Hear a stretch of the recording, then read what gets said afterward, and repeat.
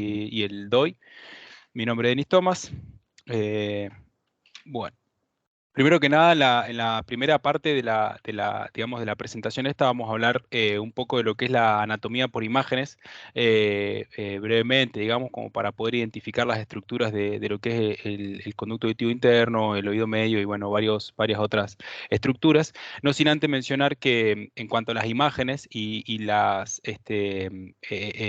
métodos de imágenes que utilizamos, en general, la tomografía, como sabemos, de alta resolución del hueso temporal, tiene la ventaja de que se realiza en tiempo de exposición más corto, o que ya conocemos, que representa muy bien lo que es todo el laberinto óseo, el canal óseo facial y también la apertura coclear o la abertura coclear y la neumatización de las apófisis mastoides, muchos de los aspectos que vamos a tener en cuenta en la valoración de esta entidad, y que en general se realiza, bueno, desde el tegmen mastoideo hasta la punta de la mastoides, y se pueden utilizar algunos reformateos multiplanares. Además de los reformateos que en general utilizamos, sagitales, coronales y axiales, existen otros particulares como el reformateo de Post, que este es un reformateo que va paralelo al canal del semicircular superior, ya vamos a verlo.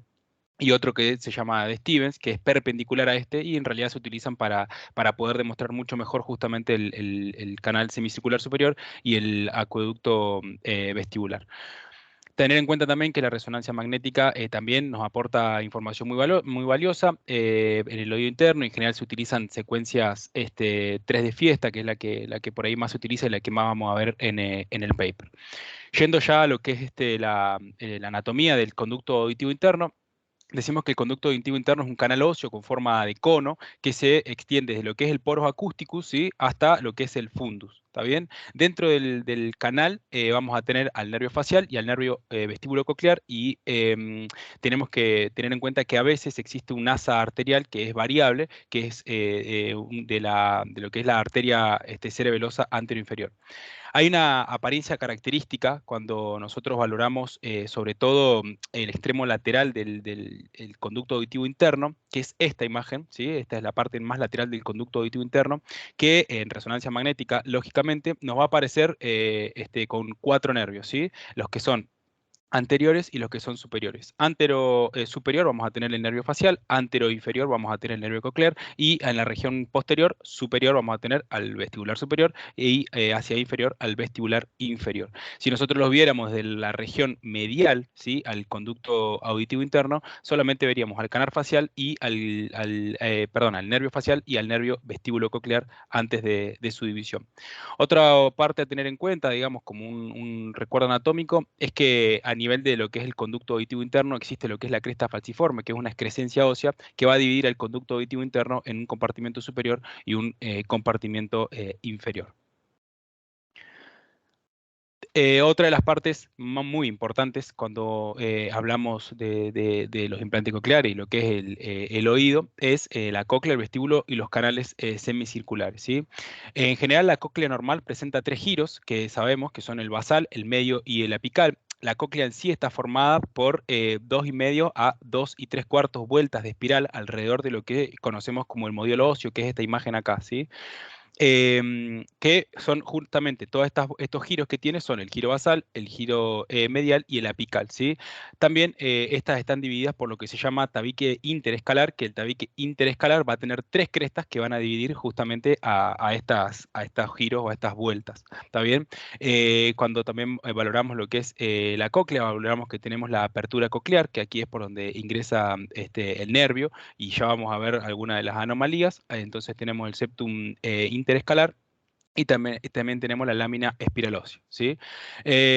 Todas estas son estructuras que están o que hacen parte a lo que es la cóclea, ¿sí? Aquí es donde, como mencionamos, la apertura coclear es la entrada al nervio coclear, y la lámina espiralósea que nos va a dividir la escala timpánica de la escala vestibular, ¿sí? Acá podemos ver en imágenes de tomografía computada algunos ejemplos de lo que son, por ejemplo, el giro basal. Acá tenemos el giro apical y el giro medial de la cóclea, ¿sí? El vestíbulo y el acueducto vestibular también son estructuras que podemos ver en tomografía computada. El vestíbulo es esta formación que podemos ver en esta imagen de tomografía computada, y el acueducto vestibular es este que digamos que se extiende desde la región posterior e inferior y va a desembocar en lo que es la cisterna del ángulo pontocerebeloso, ¿sí? Lo que es el vestíbulo en sí está formado por dos sacos membranosos, que son el utrículo y el sáculo. Y este vestíbulo se va a comunicar justamente con los conductos semicirculares superior, lateral y posterior, ¿sí? Acá podemos ver esta imagen justamente nos muestra lo que es el conducto semicircular lateral. Acá tenemos el posterior y acá tenemos una imagen de tomografía que nos muestra el conducto semicircular superior. Dentro de lo que son las reconstrucciones de la cóclea, los conductos semicirculares, nosotros tenemos que, como mencionábamos anteriormente, para valorar la cóclea, podemos llegar a tener reformateos multiplanares o en MPR a lo largo de todos los giros, de lo que es el giro basal de la cóclea. En general se utiliza en planos axiales y sagitales. Este giro basal ya lo vamos a ver que tiene digamos, una implicación en la angulación con respecto a la pared posterior de lo que es el conducto. Ya lo vamos a ver más adelante a eso, sí, pero bueno, lo que hay que tener en cuenta es que en general todas estas proyecciones nos sirven a nosotros para poder realizar las mediciones necesarias para poder valorar, digamos, el implante coclear después. Esta medición, sí, de lo que es el conducto coclear, en general ayudan a nosotros a predecir qué longitud va a requerir el implante. Ya más adelante vamos a hablar de esto. Dentro de lo que son el conducto semicircular superior, acá tenemos imágenes que pasan, digamos, son imágenes de reconstrucción de reformateos multiplanares que pasa a lo largo del conducto semicircular superior, en tanto en secciones axiales como en secciones coronales, y también podemos ver lo que es el plano de Post, que es ¿sí? Que nos ayuda mucho para poder evaluar la dehiscencia justamente del conducto semicircular posterior. Recordemos que este es el que pasa paralelo al canal del semicircular superior, ¿sí? El otro, el de Stevens, es el que pasa de manera perpendicular. La apertura coclear, en este caso tenemos tomografías que, digamos, están también reformateadas por reformateos multiplanares a lo largo de lo que es el semicircular superior, tanto en secciones axiales como en secciones coronales, y este también es el otro plano de Polsch, bueno, esto es lo que decíamos, nos ayuda mucho a representar la apertura coclear, ¿sí? Y esta nos ayuda a poder diagnosticar sobre todo la estenosis y la apertura coclear. ¿Por qué deberíamos medir o para qué sirve medir esta estenosis? Bueno, porque en realidad nos ayuda a diferenciar de las aplasias o las hipoplasias de los nervios cocleares, que es algo que también vamos a ver más adelante. Entonces, dentro de nosotros, cuando hacemos una evaluación anatómica del oído interno, hay varios puntos que tenemos que tener en cuenta: el conducto auditivo interno, la cóclea, el vestíbulo y el acueducto, y los canales semicirculares. Dentro de lo que es la valoración del conducto auditivo interno, ¿sí? En general, cuando lo hacemos en un plano axial, lo que nosotros tenemos que tratar de determinar es el diámetro, ¿sí? Que este diámetro va aproximadamente de 2 a 8 milímetros, y el diámetro medio se considera que es de 4 milímetros, ¿sí? Otra cosa, lo que tenemos que tener en cuenta es la presencia de los nervios en el conducto auditivo interno, que, como mencionábamos, son el nervio facial, los nervios vestibulares superior e inferior y el nervio coclear. Siempre está muy bueno esto, verlo en planos sagitales, y vamos a tener esta forma, ¿sí? Recordamos, facial. Este es el nervio coclear, y después tenemos el vestibular superior y el vestibular inferior, ¿sí? Esto es un punto muy importante a valorar cuando revisamos resonancia del conducto auditivo interno. Dentro de lo que es la cóclea, bueno, vamos a tratar de determinar que la cóclea presente todos los giros y que presente el modiolo, ¿sí? En este caso es la flecha que se ve en esta imagen, y tratar de medir o de determinar lo que es la apertura coclear, que es justamente lo que está señalando la punta de flecha, digamos, y cuánto mide esta apertura coclear. La medición o la media normal va aproximadamente en 2,1 milímetros, y se estima que la desviación estándar es más o menos 0,44 milímetros. Pero bueno, tener en cuenta que en promedio mide 2 milímetros, ¿sí? Por otro lado, otra de las estructuras que tenemos que ver es la lámina espiralósea, que es esta punta de flecha que está señalando ahí, esta área hipointensa que está señalando la punta de flecha en D, y que haya una simetría a nivel de las escalas tanto timpánica como vestibular.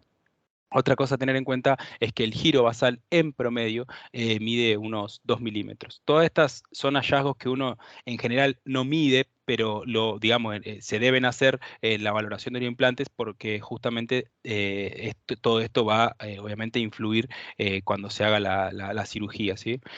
Dentro de lo que es la valoración del vestíbulo y el acueducto, ver el tamaño y la simetría del acueducto, podemos ver la flecha en la imagen E, como también que haya, que esté presente, digamos, el acueducto vestibular y que no haya una dilatación del mismo, porque esto también puede llegar a ser indicativo de patología. También que siempre esté el islote óseo o la isla ósea, que en general esta ronda en los 3 milímetros, ¿sí? Que es la que se ve con el asterisco tanto en las imágenes E como en las imágenes F de tomografía y resonancia magnética respectivamente.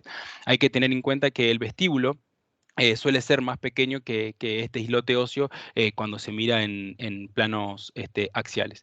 Y cuando valoramos los conductos semicirculares, tener en cuenta que haya un tamaño conservado y que haya simetría de los conductos semicirculares, tanto el lateral, que es el que se ve señalado por la punta de flecha en G, como el posterior, perdón, este es el posterior, el lateral es este que está señalado por la flecha, y el superior es el que está señalado por este símbolo en la tomografía, ¿sí?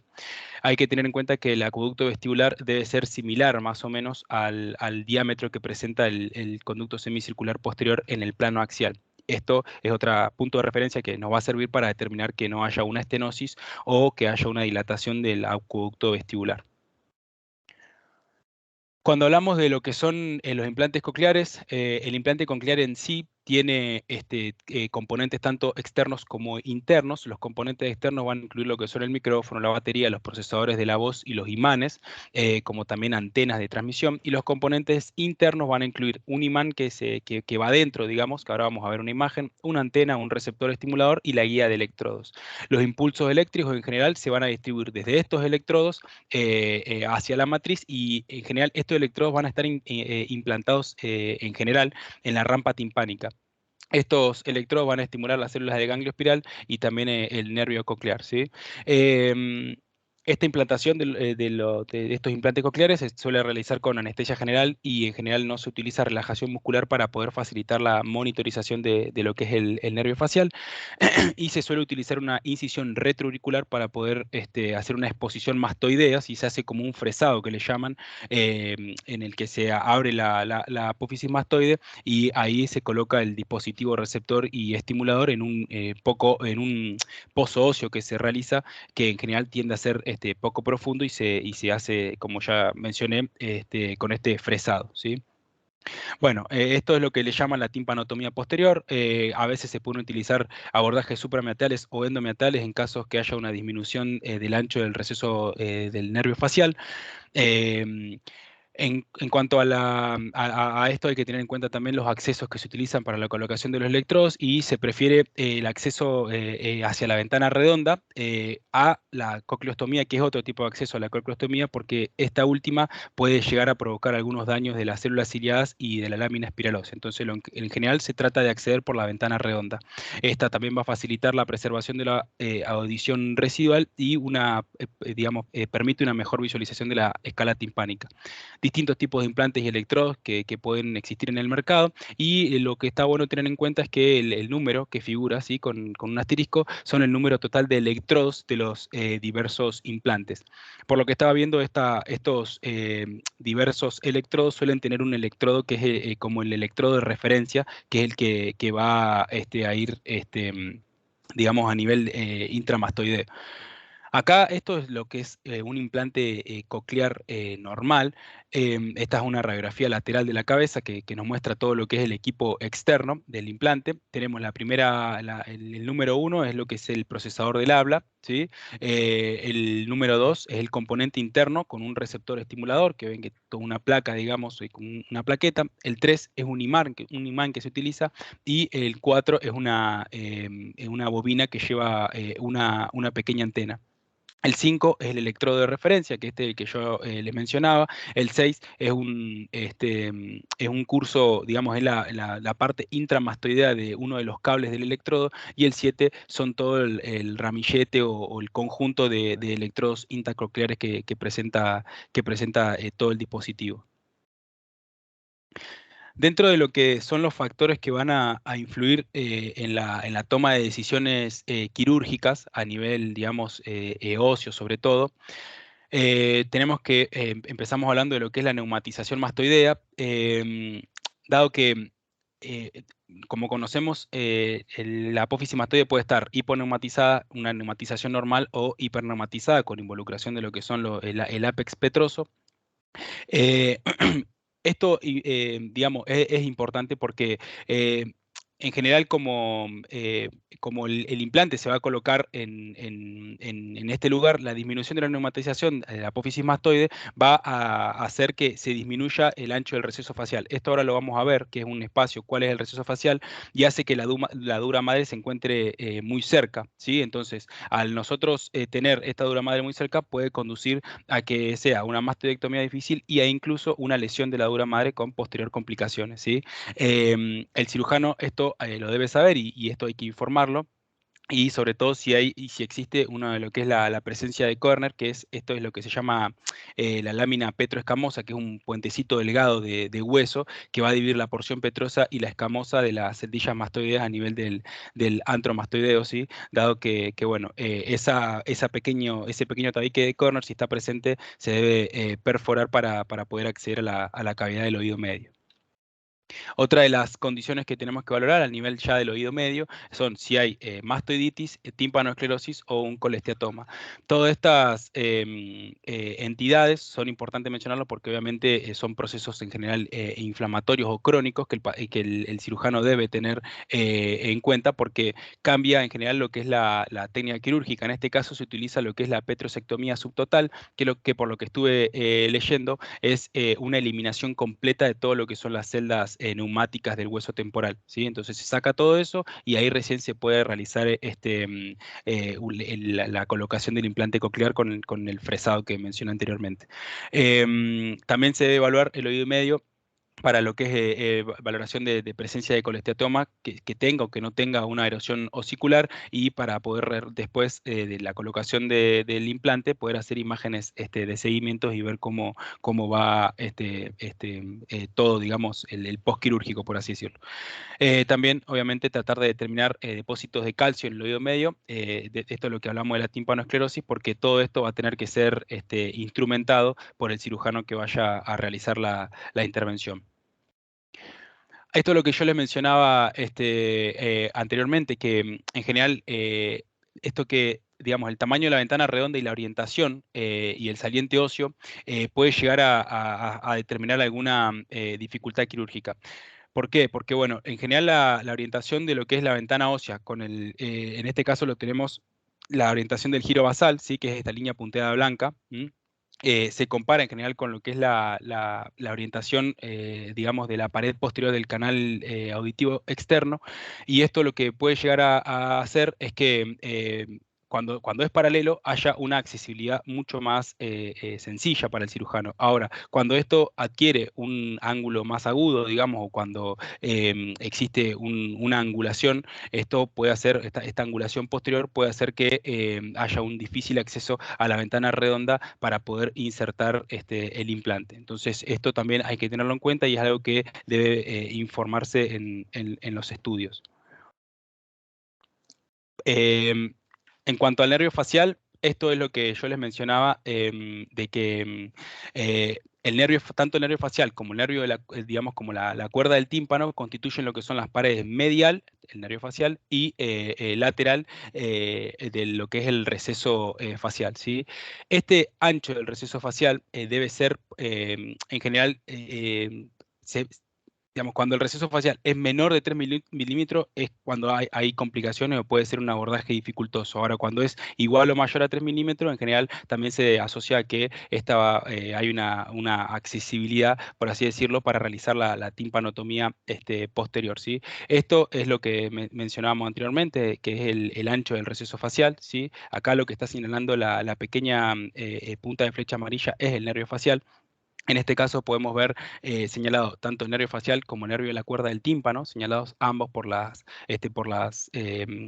puntas de flecha, que vemos que se encuentra disminuido. Acá no está medido, pero se encuentra distribuido. Y acá vemos cómo está mucho más disminuido, ¿sí? Entonces, esta distancia es lo que determina el ancho del receso facial y, como mencionaba anteriormente, puede aumentar el riesgo de lesiones iatrogénicas y complicaciones postquirúrgicas, ¿sí? Hay que tener en cuenta estas variaciones que pueden presentar estos dos nervios.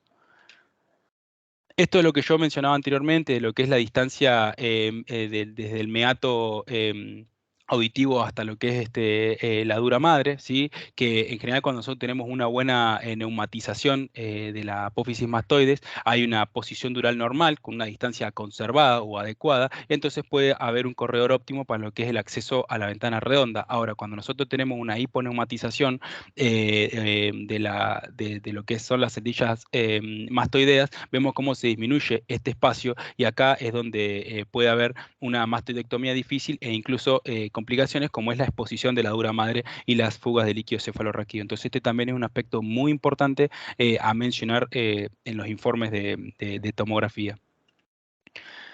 Otro de los puntos a tener en cuenta son las variantes o las variaciones que podemos tener arteriales, ¿sí? Existen, en cuanto a lo que vamos a ver, dos variantes que hay que tener en cuenta, que es la arteria carótida aberrante lateral y la presencia de la arteria estapedial, que ahora vamos a ver, la estapedial persistente. Dentro de lo que es la arteria carótida interna aberrante, esta es o puede ser en realidad resultado de una ausencia de lo que es la arteria carótida interna cervical y que es reemplazada por arterias timpánicas inferiores con una anastomosis carótico-timpánica persistente que se anastomosan sobre el promontorio, ¿sí? Acá está el promontorio coclear y esta es la arteria, ¿está bien? Entonces, esta anastomosis hace que cuando se haga la cirugía corre riesgo de que haya una lesión iatrogénica de esta arteria, ¿sí? Entonces, esto es muy importante también informarnos si es que tenemos este tipo de variantes. Y acá tenemos imágenes de tomografía computada en plano axial que nos muestran justamente la arteria carótida interna derecha, tanto en A como en B, que recubre y pasa justo por fuera, o en realidad por dentro, de lo que es el promontorio coclear, ¿sí? Señalado por la punta de flecha, acá lo podemos ver también, y esta fue, digamos, un hallazgo de una arteria carótida interna aberrante. Por otro lado, podemos ver cómo la figura C nos muestra una arteria carótida interna izquierda normal, ¿sí? Otra digamos, de las variantes que mencionaba anteriormente es la arteria estapedial persistente. La arteria estapedial persistente, esta después se continúa como arteria meningia media y en general está asociada casi siempre a un foramen espinoso ausente o hipoplásico. Pero esta arteria estapedial persistente, si bien es poco frecuente de verla, hay que tener en cuenta que tiene varios subtipos o distintos subtipos según de dónde nace, de dónde emerge, digamos, y según si tiene o no una arteria carótida interna normal. Acá tenemos imágenes de tomografía computada en ventana ósea en un plano axial que nos muestra un vaso que surge, este pequeño vasito que surge del segmento horizontal de la arteria carótida interna petrosa y que corre de manera anterior a lo que es el promontorio coclear y a lo largo del segmento timpánico del nervio facial. ¿Sí? Ahí lo podemos ver en imágenes secuentes, seguidas, digamos. Esto sugirió que era una arteria estapedial persistente y la imagen de lo que nos quiere mostrar es cómo existe una ausencia de lo que es el foramen espinoso. Estas dos son digamos, los hallazgos en cuanto a variantes arteriales más frecuentes y que más debemos por ahí tener en cuenta. Dentro de lo que son las variantes venosas, acá, digamos, lo más importante es valorar el signo sigmoideo, ¿sí? También existe otra alteración o otra variante que pueden ser las relacionadas al bulbo de la yugular, pero esta por ahí es mucho más frecuente y más importante lo que es la variabilidad del seno sigmoideo. En general se clasifica sobre la extensión anterolateral más allá eh, eh, del semicircular superior y del segmento timpánico del nervio facial y también del eje incudo malleolar. La importancia operativa de esto, bueno, es que el curso lateral del seno sigmoide en placa sigmoidea puede proyectarse en el corredor quirúrgico y es propenso también a lesiones iatrogénicas. Acá tenemos los tipos de clasificación según la relación con tres líneas. La primera es cuando se encuentra medial al eje del conducto semicircular superior posterior, que es esta, ¿sí? Cuando se encuentra medial, ¿sí? Primera, digamos, como lo podemos ver, está por dentro, ¿sí? El seno sigmoideo de esta línea. El tipo 2 es cuando se encuentra lateral a la primera línea, es decir, al eje del conducto semicircular superior, semicircular posterior, perdón, pero se encuentra medial al eje del segmento timpánico del nervio facial, ¿sí? Este. Se encuentra en el medio de las dos líneas. Y la línea 3 es cuando se encuentra medial, o sea, lateral a la segunda línea, la línea amarilla, y medial a lo que es el eje incudo maleolar. El tipo 4 es cuando ya se encuentra lateral al eje incudo-maleolar, ¿sí? Vean cómo va, digamos, en los cuatro ejemplos que tenemos, cómo va el seno sigmoideo siendo cada vez más lateral y va sobrepasando todas estas líneas. Bueno, esto es importantísimo tenerlo en cuenta porque esto es lo que nos va a permitir informar y que se eviten las lesiones iatrogénicas.